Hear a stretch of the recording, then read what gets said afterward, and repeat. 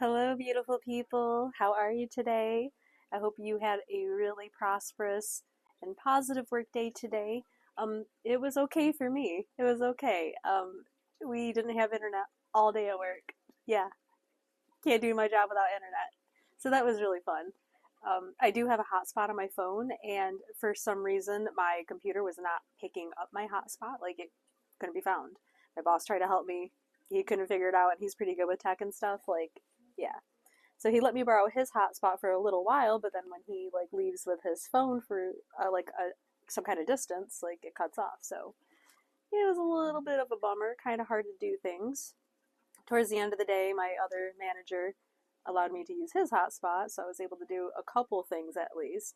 Thought I was gonna close with this lady today. I was so excited. I was like, no way, like this is perfect. Like I needed this to come through, and I still think it's gonna close, but she's like, oh, well, let me hold off. I want to touch base with the trust tomorrow, and I'm like, I understand. I said I've had two other clients this week who've lost out on the cars that they wanted because we haven't gotten their signatures fast enough, and I just would feel bad if that happened to you as well.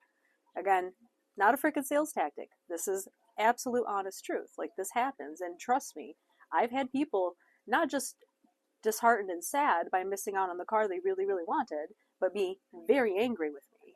Very angry, like it's my fault. And I'm like, I've given you all the tools, I've given you all the information, and you chose to not pull the trigger right away for one reason or another. And I'm like, if it's you need us to hold off on running the deposit, we can do that. I just have to get a signature that says, yes, I want this car.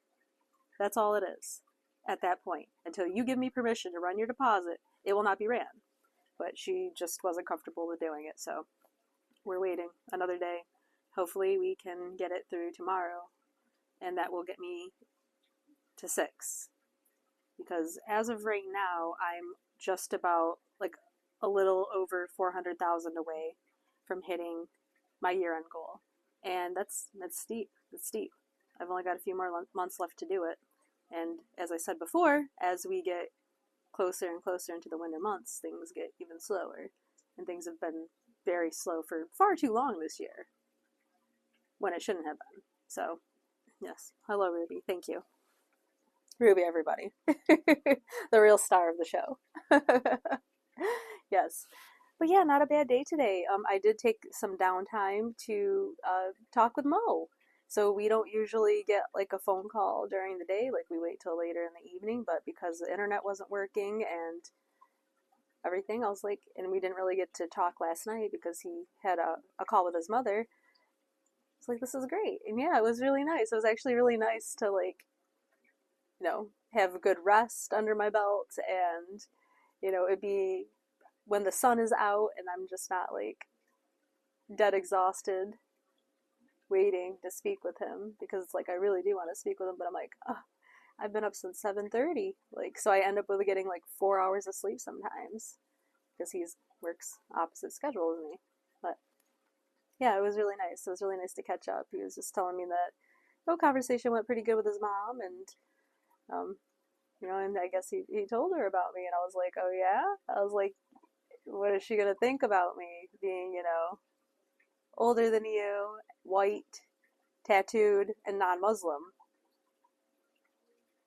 And he's like, she doesn't mind at all. Like, she's happy that I met somebody, and she's really not that strict. And I was like, okay. I was like, because I have been friends with someone who was of the Muslim faith before, and even though he was like a little bit more liberal with it, there were some things that were just like, yeah, like non-negotiable for his parents. So yeah, um, like including like he was dating some chick at some point and like moved out with her, and they were very unhappy with him. Like that was not cool with them at all. And when that relationship ended at some point and he moved back into the home, like I guess things were never really quite the same. Like his parents loved him and everything, and like they cared about him, and but he just, as he would put it, he's like, I'm not the favorite son anymore.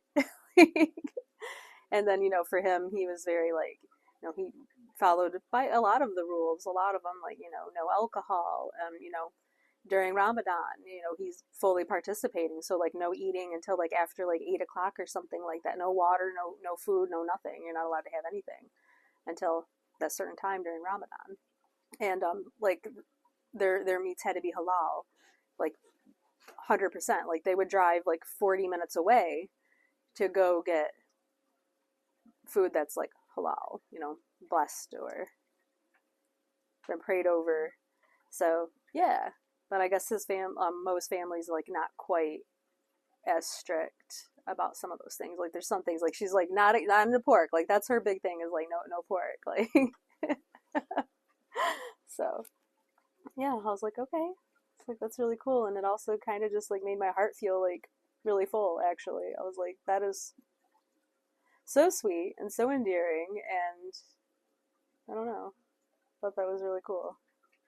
He wanted to tell his mom about me. And it kind of pulls me back into a better space in my head where it's like, I'm like, yeah, I think I do like where this is going. Like, maybe I can do this. Because that is what I want, ultimately. What I want is like real love and real care and someone who's going to put in the effort and the time. And I don't have to ask them to think about me, they just do. I don't have to ask to be considered, they just do, you know? So, yeah. I think so far I'm getting those things.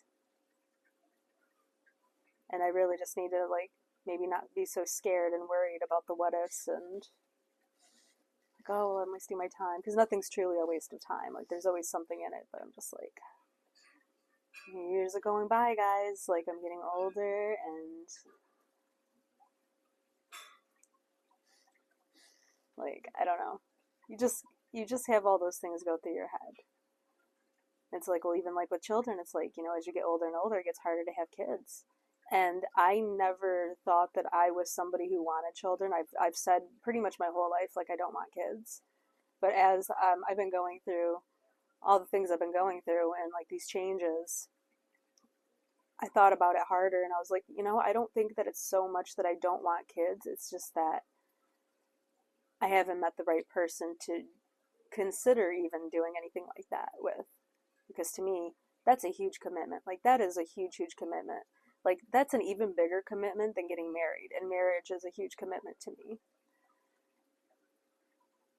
Probably a large part of why I have never gone through with marriage. So, but yeah, that's a huge thing to me. Like, it's a big deal. So, I don't know.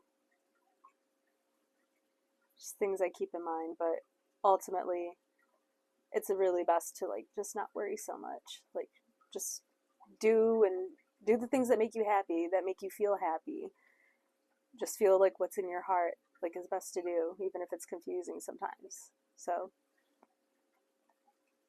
just try to be a good person. Just try to do the right thing the best you can. Always. Yeah. And I'm not perfect, trust me, I'm not.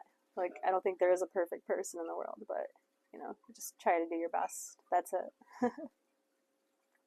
So, I'm going to two-part this video because apparently I have a lot to say lately.